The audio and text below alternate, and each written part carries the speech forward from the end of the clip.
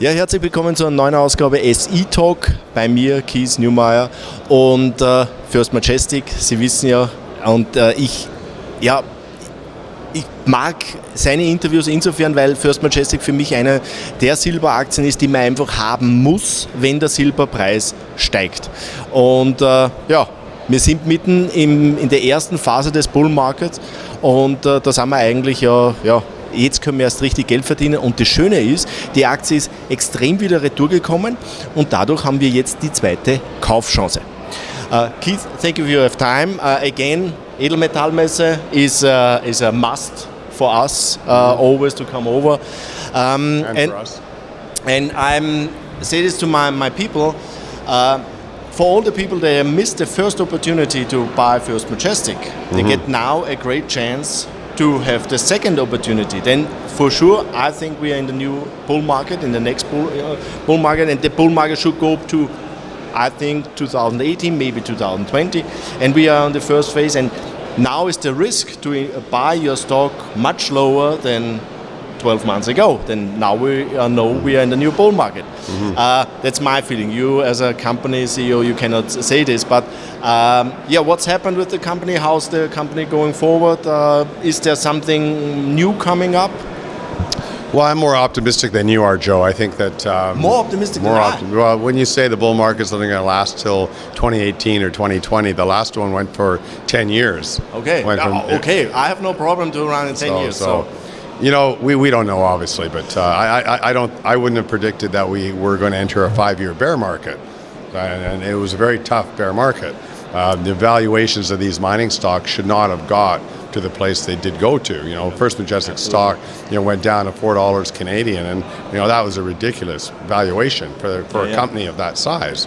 So when things changed and the buying started coming into the stock, and in February, March, April of this year, there was a very, very large short position.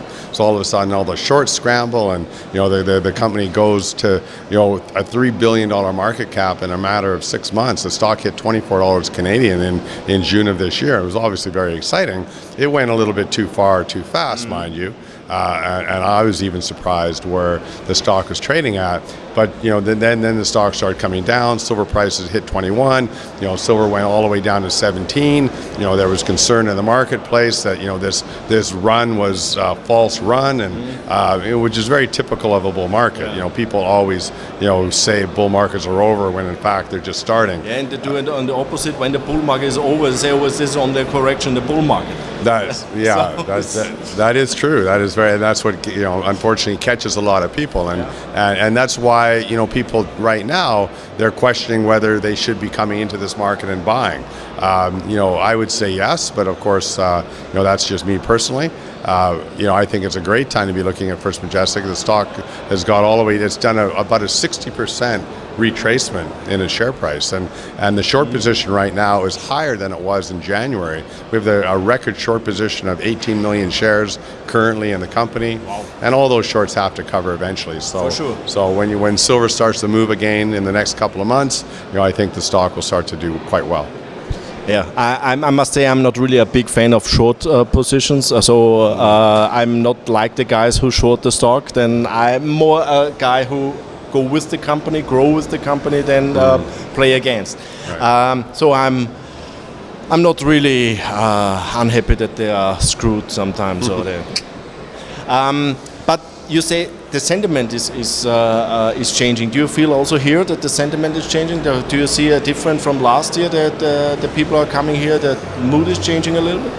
Well, Germany is obviously a very unique marketplace. So I don't think here in Munich or in Germany you could really get the real feel for what's happening in the world, because the German population has experienced in its history some very volatile financial times, and the population here is very educated on gold and silver, and it's not normal. The Germans are quite unique in that regard. if you go to most places around the world, like even London, England, for example, or many parts of North America, there's much less knowledge of gold and silver. So we do a lot of educating about the metal, and that's something here in Germany we don't have to do.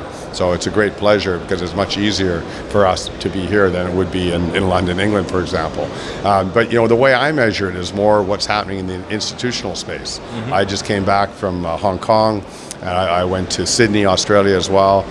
So I'm always touring. And in Hong Kong, it was amazing the amount of new people we talked to. Okay. There was institutions coming out of the woodwork wanting to talk to us about our company, and they're all very excited about what's happening in the sector. They know what's going on with the Chinese government buying gold, and they could buy stocks now. 2 or 3 years ago, the Chinese couldn't buy stocks. Now they can go online and they could actually buy stock in North America, which is something. It's a very just recent phenomenon for them, and it's quite exciting.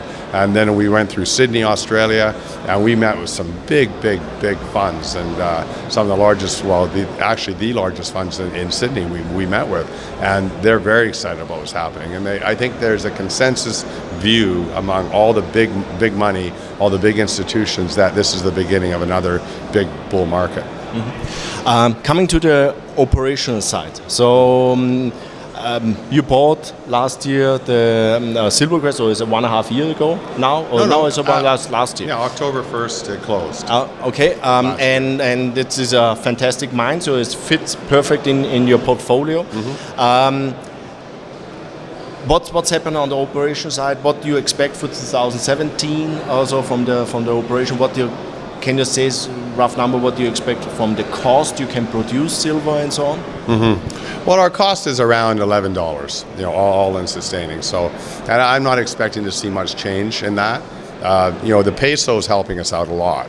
So, if you could argue if Trump wins, maybe the peso will weaken. That'll help our profits, and the vice versa. I suppose if Hillary wins, maybe the peso will strengthen. I don't know that for a fact, but but that's next week we will see something. Yeah. So that's the consensus view, anyways. Energy is a big component of our cost, and I think oil prices are going lower. I know that you disagree with that.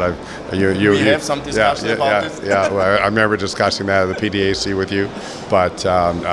So lower oil prices could help us, but we're still automating the mines. We started 3 years ago to start transforming the business. Our costs were north of $20 an ounce back in 2011. I think this bull market is really the bull market you can make really good money with the mining companies. Then I think in the first bull market from 2002 to 2011, it was that. Also the cost, not only the price of gold and silver going up, also the cost in the mine going up dramatically. That's right. But after the last 4 years, where the mine realized, okay, the price can be also low, they look on their cost and make a lot of cost cutting. Mm-hmm. And in the next bull market, I hope the price of the metal will go up, but the cost in the mine will not go up like this. It will go up for sure, but not like this what we have in the first bull market. And then the margin is higher, and then the earnings is higher, and then normally the stock price should be higher.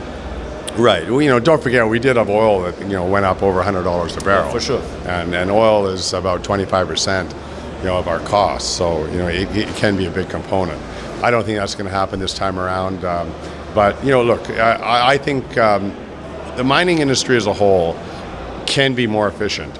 The mining industry is using old technology even today.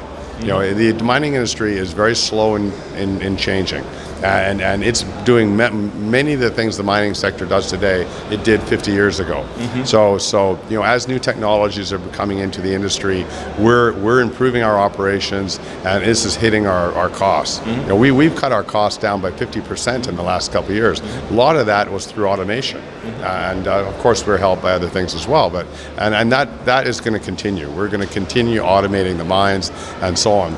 You asked about production, and I'll answer that as well.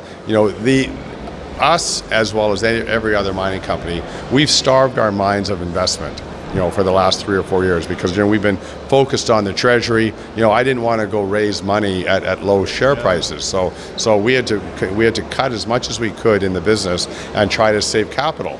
So what do you, of course, do? You cut back exploration, you cut back development, and eventually that hurts production. And that's what happened.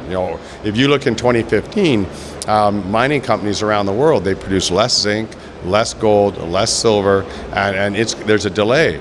So, as we start reinvesting capital, which we are now doing, we've doubled our exploration budget, we've increased our development budget by 50%, and that'll continue through 2017. But it won't affect us until 2018. So 2017 compared to 2016, we were projecting flat production. Okay. And then 2018 we'll start to see production start to go up again. But hopefully with the higher silver price, your earnings going up. Right, and we're generating a ton of cash right now. We have more money in the bank today than we ever have in the history of the company. Great.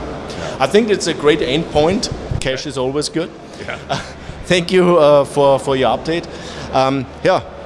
Wie er schon gesagt hat, also für 2017 erwartet er nicht großes Wachstum, weil die Explorationskosten werden jetzt erst wieder hochgeschraubt und bis das die erst einen Effekt auf die Produktion, also diese Entwicklungsarbeiten, auch Underground-Entwicklungsarbeiten, dauert es einfach bis 2018 und man sieht ja auch, wenn man sich die anderen Minen-Companies anschaut, dass die Produktion 2015 eher geschrumpft ist oder auch 2016 noch geschrumpft ist, bevor es eigentlich dann wieder steigen kann, weil einfach nichts investiert wurde. Jeder hat die Kosten gekürzt. Er hat selber gesagt, die Kosten sind um ungefähr 50% gefallen. Warum sind sie so gefallen? Auch, weil sie jetzt anfangen, Automatisierung zu machen. Die Minenindustrie, hat er gesagt, ist einfach eine Old Technology. Also da ist ganz alte Technologie, die auch teilweise vor 50 Jahren verwendet worden ist. Und erst jetzt adaptiert man diese neuen Technologien, die es gibt, um einfach die Kosten runterzuschrauben.